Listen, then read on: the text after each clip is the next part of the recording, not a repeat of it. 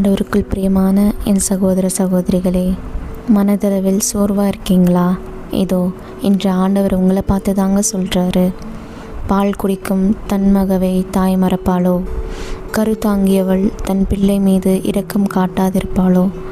இவர்கள் மறந்திடனும், நான் உங்களை மறக்கவே மாட்டேன் என்று எசையா 49:15 ஆண்டவர் கூறுகிறார். ஆமாங்க, ஒரு தாயானவள் எப்படிங்க பால் குடிக்கும் குழந்தையை மறப்பாள்? நிச்சயமாக மறக்க மாட்டாங்க. ஒரு கொசு குழந்தைய கடிச்சா கூட அவளால் தாங்கிக்க முடியாது. அப்படி இருக்கக்கூடிய தாய் உன்னை மறந்தாலும் நான் உன்னை மறக்கவே மாட்டேன் என்று ஆண்டவர் உங்களை பார்த்து தாங்க சொல்கிறாரு. அவர் நமக்கு தாய்க்கு தாயாகவும் தந்தைக்கு தந்தையாகவும் இருக்காருங்க.